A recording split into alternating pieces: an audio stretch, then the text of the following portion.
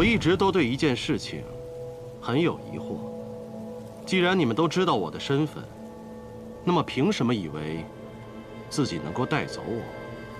当年你以1剑赢万甲，西楚国破后，世人也以为你早就见折身死。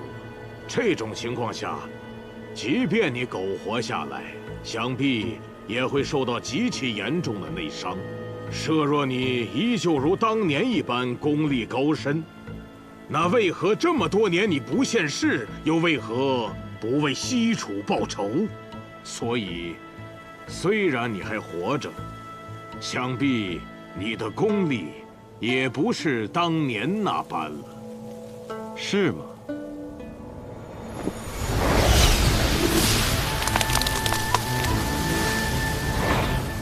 畅言小计。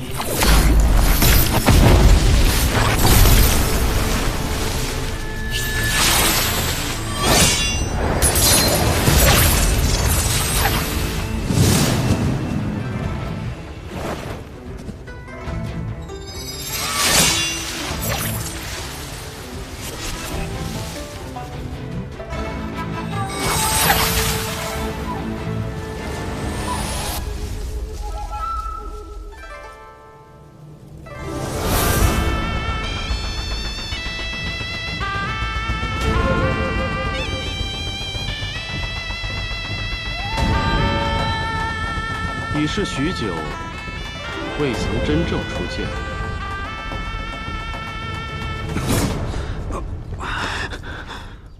父亲，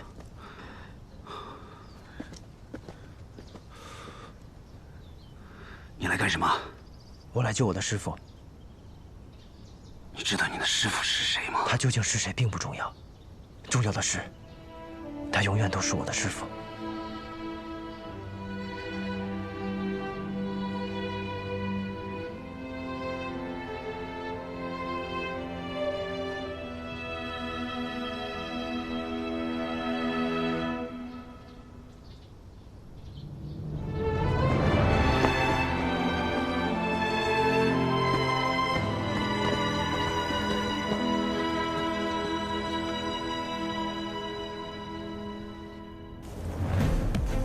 我确曾身受重伤，但这几十年间，我已重续经脉。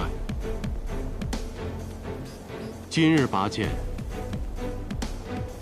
愿求一战。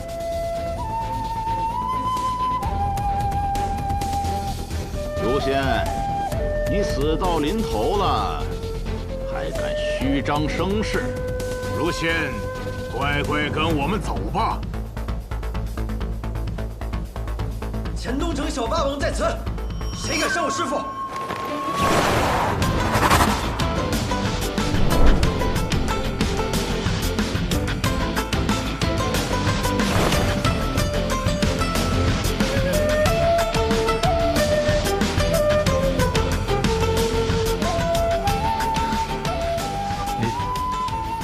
你受伤了？先生对我留了手，无妨。不好意思啊，各位，温家温壶酒来晚了。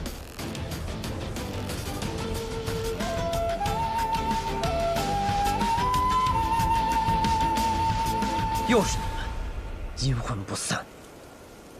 尊师，他便是拥有天生五脉之人。看来今天的收获还真不少啊。东君，退下吧。你现在还打不过他们。如仙，且慢。这两个人不是什么善茬，先生的身体瞒得过别人，却瞒不过我文虎九。只怕此战之后，多谢你。不过或许这是最好的两全之法。路已走到这儿，就让我回忆起年轻时的力量吧。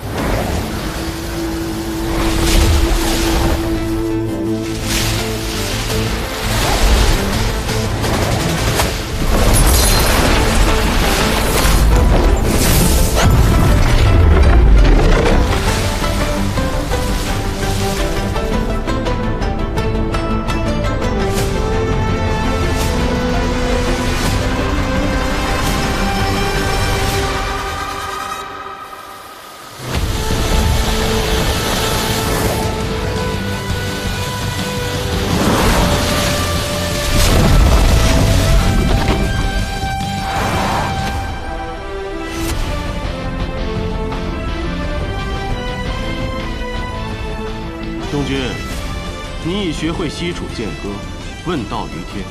如今，师傅教你他的下半部分。看好了，他叫大道朝天。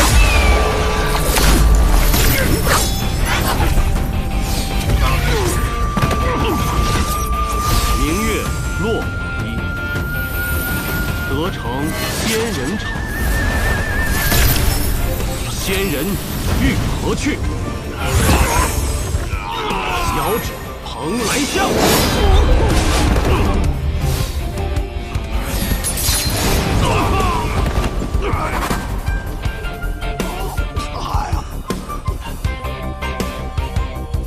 此乡因何有？玉石碎琳琅。千金琉璃盏，美人细腰慢，所欲皆得偿。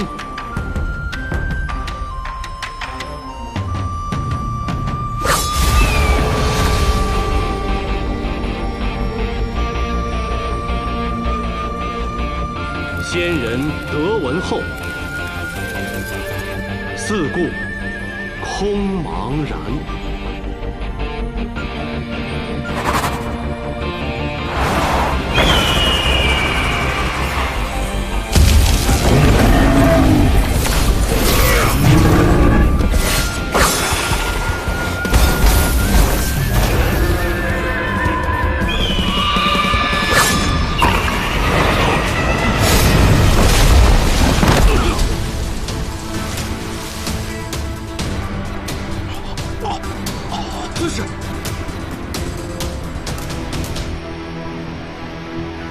弗然振剑环，碧血尽残阳。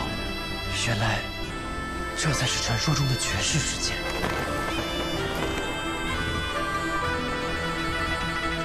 我年轻的时候，以为只要练了绝世剑法，就能纵横世间。后来才发现，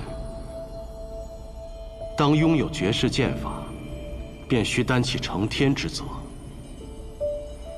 遗憾的是，最后还是没能护住我的故国。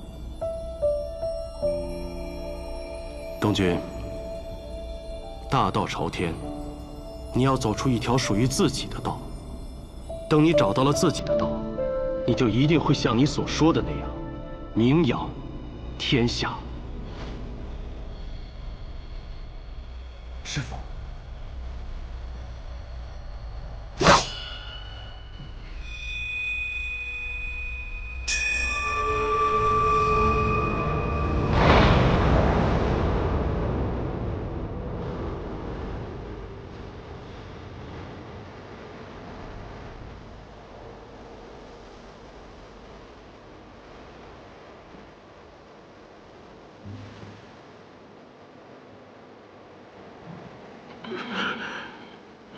5年之内，你们绝无恢复功力的可能。如仙，你为了你这一剑，值得吗？或许，我还有第2剑。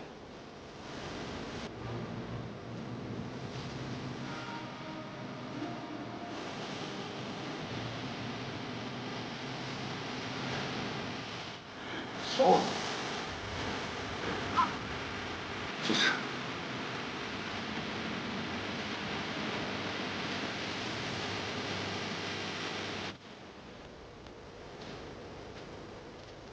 今日得见先生，方知天地之广阔。每次渐渐手中心将弧度坍塌，问出是一道光。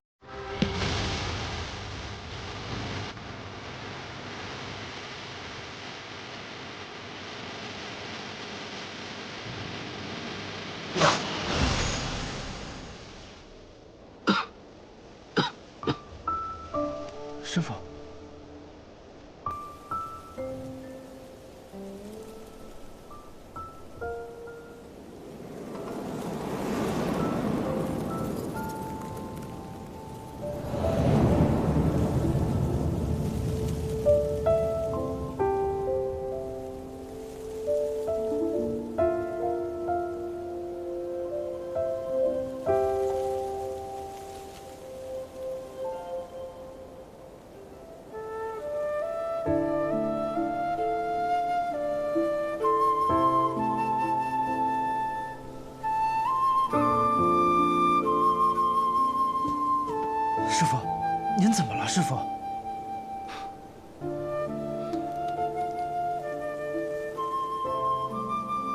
诸位，能不能给我和我的小徒弟一个单独相处的机会啊？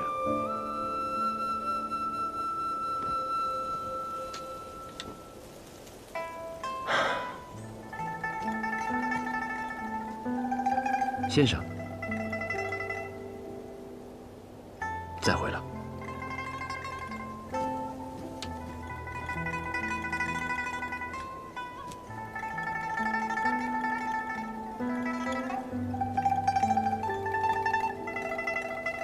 小白梨，替我向你娘辞别。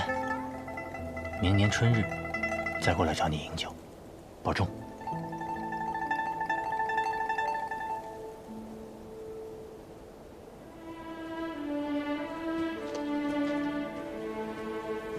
师父，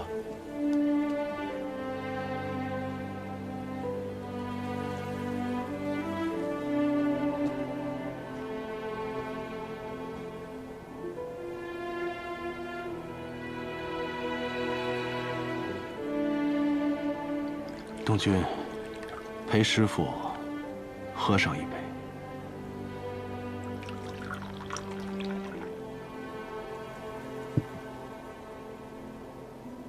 这些年来，多谢你的陪伴。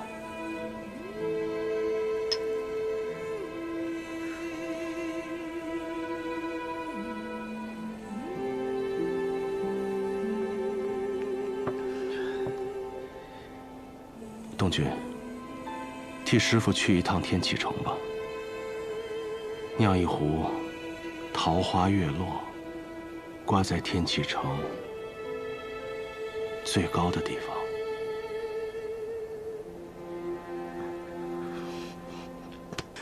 不，师父，我带您去，我们一起去。您亲自挂上去好不好？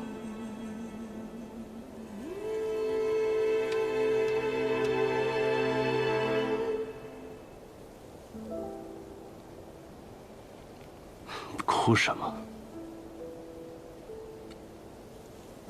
师父早就是应该死的人了。当年是师兄用自己的命换了我的命，可即便如此，我也只是强弩之末，全靠一杯药酒续命罢了。东君，人呢，只要背负的太多，就不那么自由了。说来也是矛盾，我既希望你可以自由自在，逍遥不羁，也希望你可以名扬天下，成为真正的英雄。好，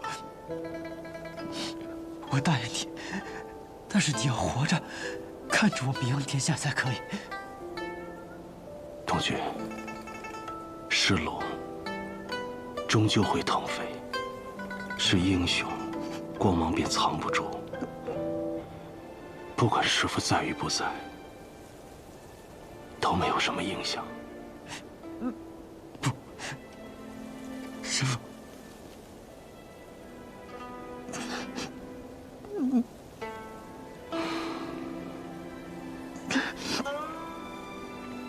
还记得你第一次闯进这院子的时候，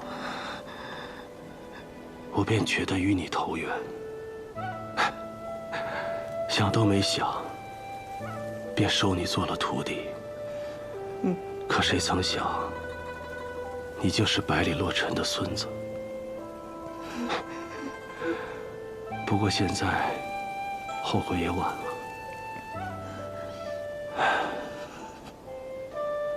我这一生从未做过一件冲动的事情，只有那天是个偶然。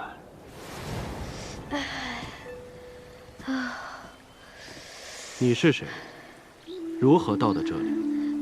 抱歉，抱歉，我不是故意闯进来的，我是在躲我家里的人呢。他们不知道又怎么，给我请了个先生来教我，跑着跑着就跑到老爷爷您这里来了。现在想来，这便是缘分吧。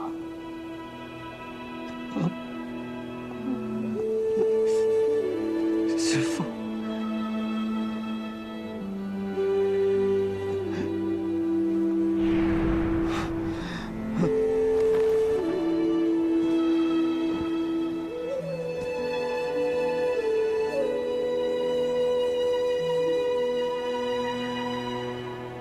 这是凤凰树，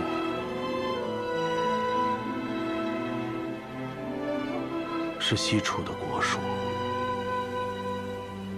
可凤凰非梧桐不起，纵然是什么人世如仙，没有了西楚的土地，便留不住这凤凰。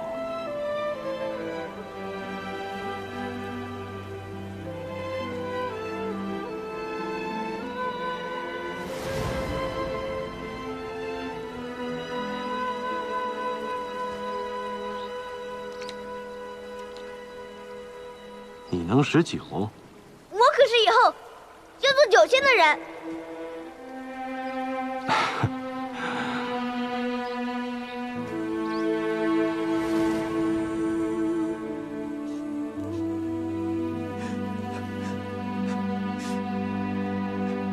东君，人生注定会充满了离别。你这一生还会经历许多这样的离别。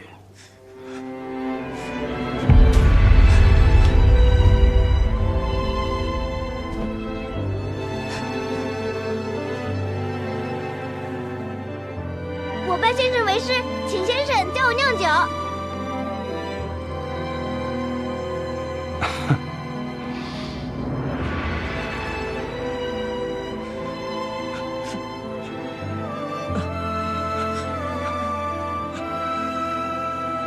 再见了，我的徒儿。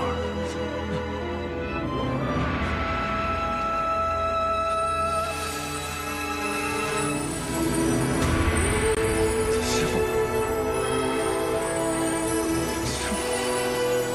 师父，师父，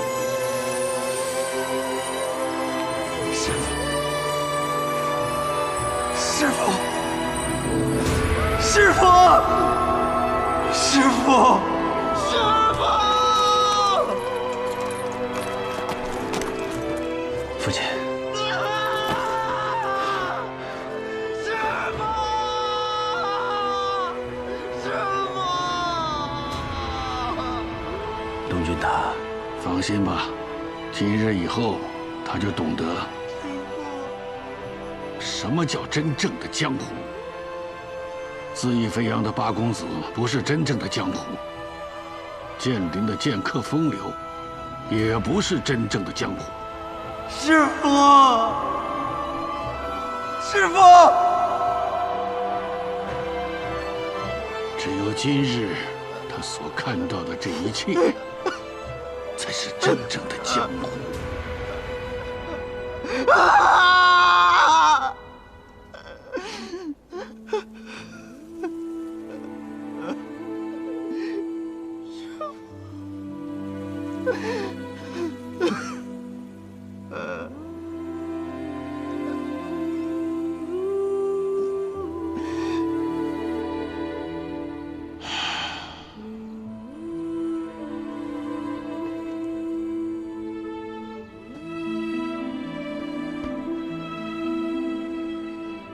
回去疗伤吧，我们在家等他回来。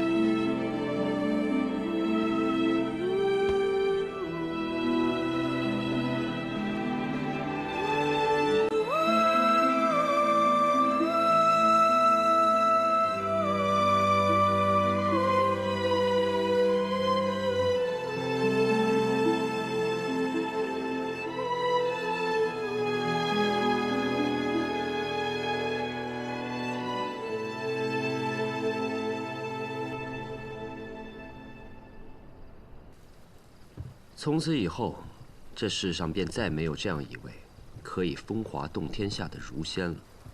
无论敌友，这都是一件令人遗憾的事。其实，他本可以不死的。是啊，他本可以不死。他已是油尽灯枯之躯，可若他不出那一剑，便可以再多活数年。可他不愿重燃战火，亦不愿背叛故国，甚至不想连累镇西侯府，所以他故意赴死，为的是破局。我们可以想得更简单、更浪漫一点。啊？或许，这就是一个老先生对他徒弟的教导与爱。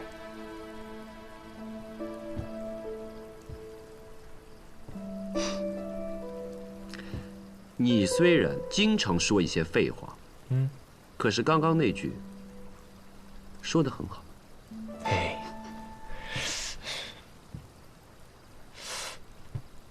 你是不是又讽刺我？没有。行了，老切。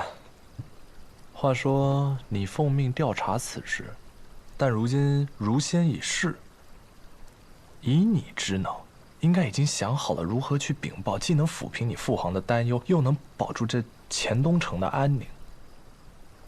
那我们现在，朝廷的事了了，现在只剩下学堂之事。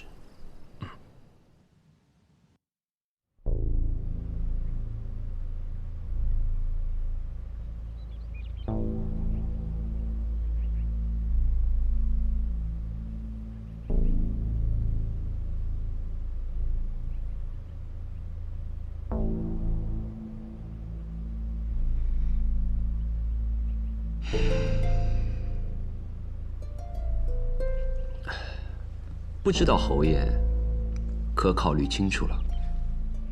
一定要东军吗？是啊。我可只有这一个孙子。侯爷，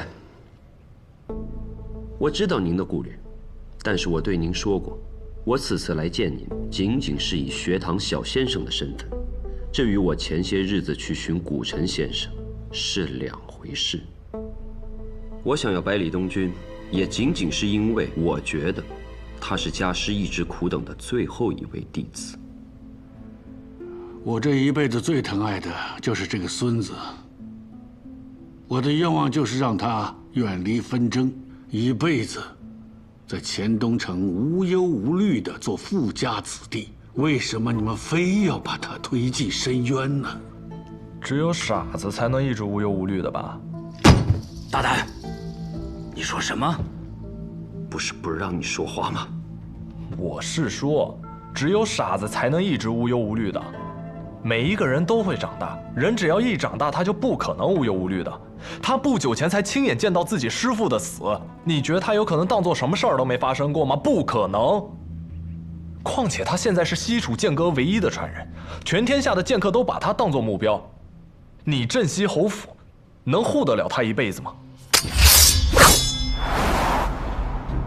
若论剑术，就算学堂高手来了，我也不惧。内子承袭温家毒术，放眼江湖又有几个敌手？他要练武，在我们这里便是，即使学到8分，谁能害他？学堂李先生如何？那你就让李先生来跟我说。他这个人不讲道理啊！我若讲道理，还能生出这样的儿子来？世子，其实我觉得师兄所言颇有几分道理。哼，在黔东城学剑，他永远是那个万人之上的小公子，纵使学有所成，不过是一柄漂亮的剑罢了。未经生死，徒手可折。况且，百里东军似乎被一伙不明人士给盯上了。昨日我们便是在古城前辈处遭到了那伙人的袭击。那伙人来路不明，但是武艺高强。他们不但想带走古城前辈，还想带走东军。如此前有狼后有虎的危局，你们能护得他一次，还能护得他几时呢？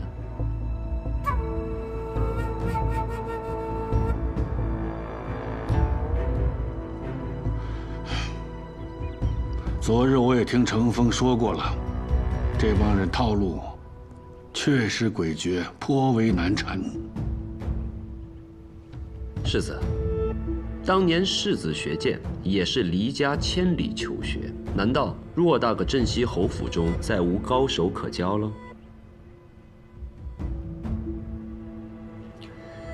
天启城的确是个吃人的地方，但是天启城也是少年们展翅腾飞最佳之地。我相信百里东军。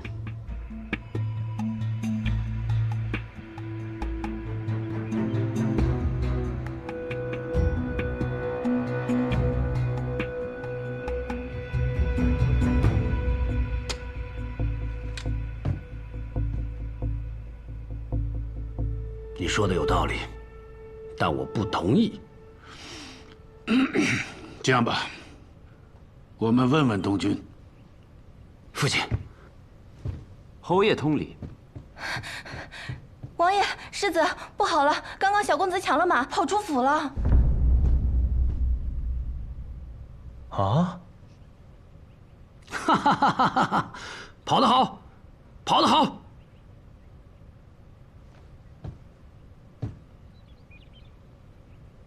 侯爷，如果我是执意不让他去天启，我又何必面上虚与委蛇？他去哪儿了？出城了吗？没有没有，公子说他要踏遍乾东城。失礼了。行了，我们去看看。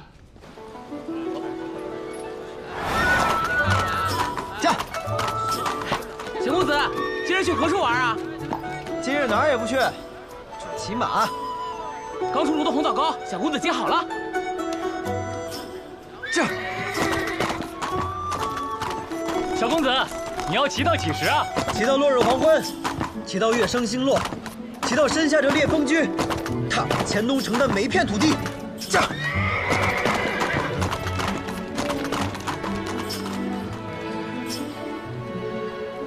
头儿，追不追？追！慢慢的追，千万别追上我啊！头儿，你又追上过几次啊？其他时候我不管，但这一次，一定不能追上。这一次，让我们跟在他的身后，做一次他的护卫。真是一匹不好驯服的野马。看来去不去天启，东军已经有了答案。有的人就是这样，参军可以当将军，苦读可以中状元，若是西路，可以做那绝世的高手。不必问他能做什么，只看他想做什么。有这样优秀的后辈，侯爷和世子爷还担心什么呢？九王子殿下，但是你把东军带走，可真的只是为了学堂之事啊？只为了学堂。好，东军此去天启，不要牵扯到任何朝堂之事。你可否答应？侯爷放心，我萧若风愿以性命担保。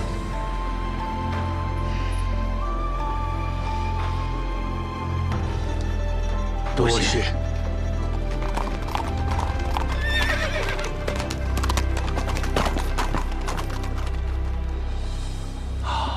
不错不错，够畅快。有我当年和顾剑梅一起马踏天启的风范了。么，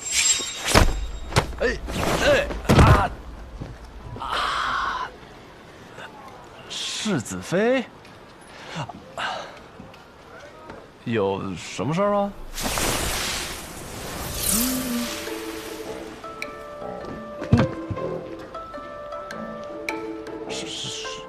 世子妃，你干什么？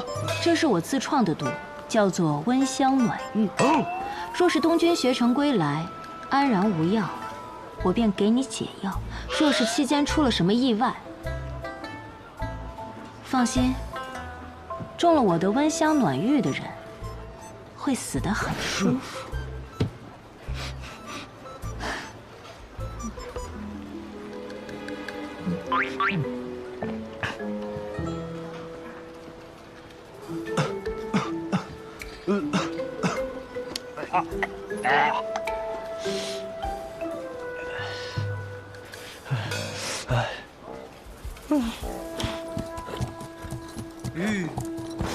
我来了，天启！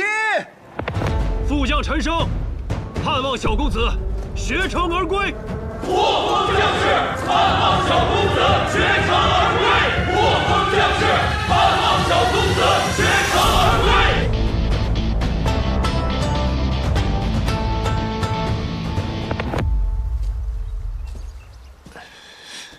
司空长风，不知道的人还以为你上山去打架了。你看你这架势，怎么就没有一点小药童的样子呢？我不是小药童，辛百草，你再这么叫我的话，小心我一枪给你打晕过去。那，你那草都给你采好了，自己检查吧。哎呀，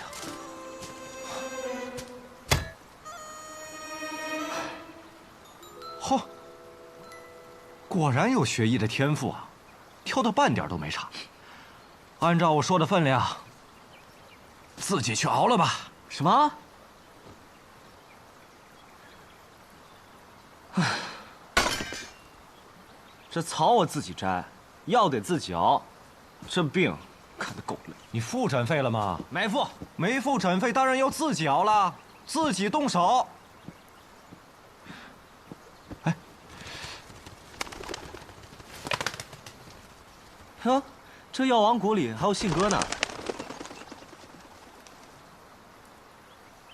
那当然，不过这封信是给你的，给我的。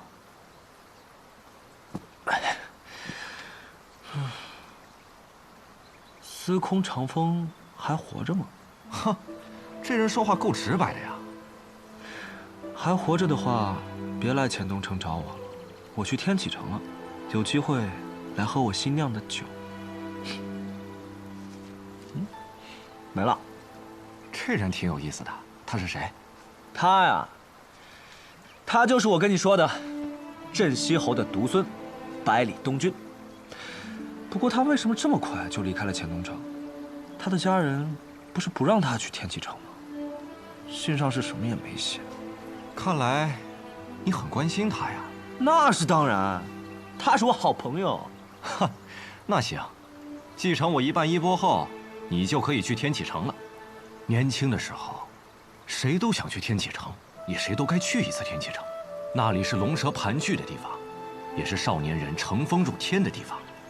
照你这么说，你年轻时候也去过天启城？哎呀，那个时候，皇帝生病，太医院治不好，3天杀了10几个太医。我师父就派我去出诊，屋内是快死的皇帝，屋外是随时准备拖我出去砍头的长刀侍卫。可是我握针的手一点都没慌。后来皇帝的病治好了，我说过，只要人没死，在我这儿都能医。有意思。我也一定会去天启城。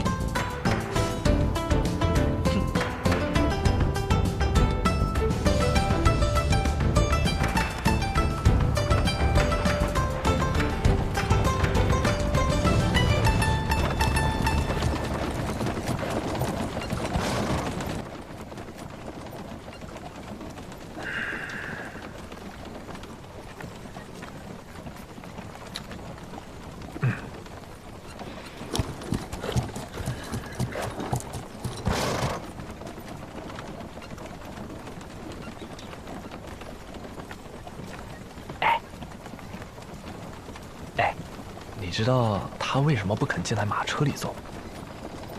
他不是说了吗？他和人约好了，要看看这沿路上的大好河山。不是吧？不是吧？这种理由你也相信？还不够明显吗？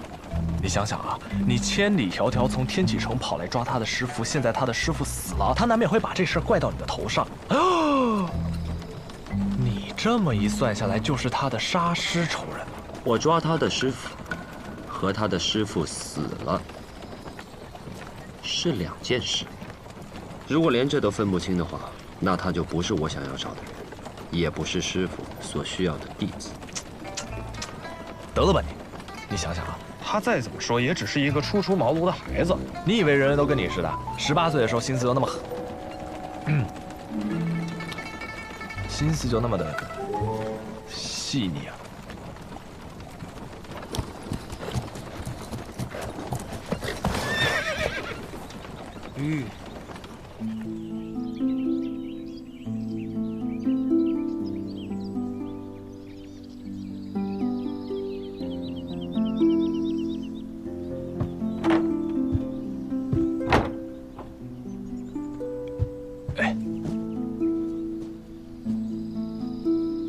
越过前面这个山坡，可就再也见不到钱东城了。我小的时候觉得钱东城很大，怎么也逛不完。稍微大了一点呢，就觉得钱东城也不是很大，骑上个小半日的马也就到头了。现在看来，钱东城确实很小，小的我再走远些，便再也看不见了。那有好好的跟父母告别吗？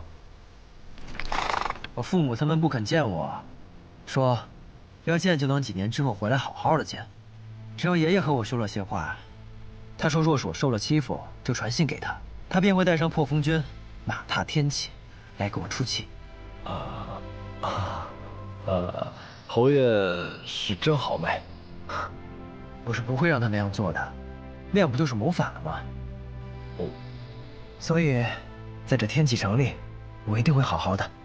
传回钱东城的，也只能是我名扬天下的好消息。